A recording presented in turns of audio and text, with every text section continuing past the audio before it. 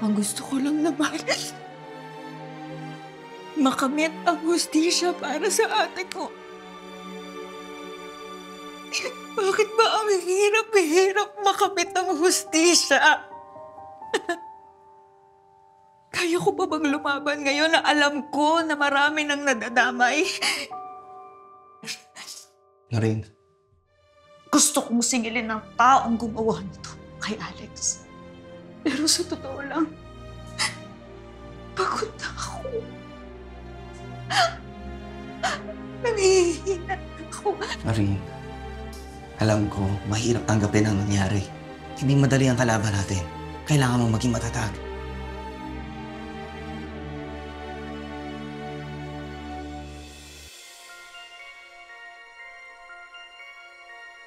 I did not kill Elena. I did not kill Elena. Miss Mel, pamaniwala po kayo sa akin. Nagsasabi po ako ng totoo. Nirape po ako ni Sir Eddie. Sinisiraan mo pa yung asawa ko? I'm sure ikaw ang unang lumandi sa asawa ko. At ngayon nahuli ka? Gusto mo siyang siraan? Miss Mel, mamalaki po yung utang na loob ko sa inyo. Hindi ko po kayo kayang saktan at hindi ako pagsisinungaling. I made you who you are today. Ako rin ang tutulak sa'yo pababa! Please, please. Find your way out. Nakalimutan mo na ba yan, Miss V? Nakalimutan niyo na ba yung kahayupan na ginawa niyo kay Helena? May ginawa kami pero huwag ka magmalinis. Dahil mas masahol ka pa sa amin. If we tell her now we know everything about her sister, it's going to open a can of worms. Masasayang lahat ang naipundar natin. And you are the top contender to be my successor. I did not kill Elena. Kung kakausapin mo lang ako tungkol sa pagpapalayas ko sa kanya sa kumpanya. You did the right thing, ma. What is happening, Eddie? Bakit biglang nagbago ang ihip ng hangin? Hindi ko na alam kung paniniwalaan ko, ma. I think Velma killed Helena. Hindi na ako natatakot sa inyo.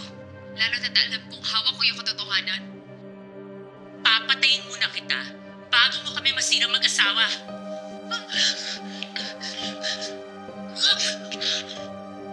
Saan nakuha yan? Someone just sent it to me. Hindi ko alam kung sino. One thing's for sure, though, ma. Si Velma ang pumatay kay Helena. And it's all because of me. Betrayal is the most painful stab to the heart. It pierces the soul. Pero masakit lang ito dahil nagmahal ka. At lahat daw na nagmamahal, nasasaktan. And when we love, we are almost always blind, even to the most excruciating pain. Velma, you're still watching that. You should stop. I thought naka-move on na ako dito.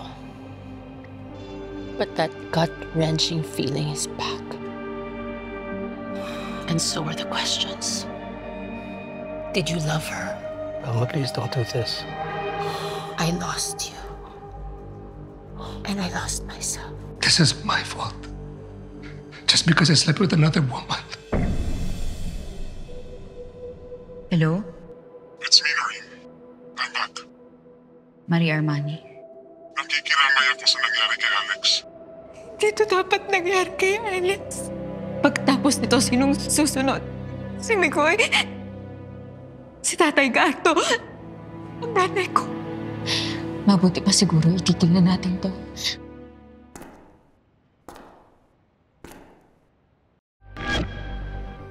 Marie Armani, mabuti naman at nagpakita ka na.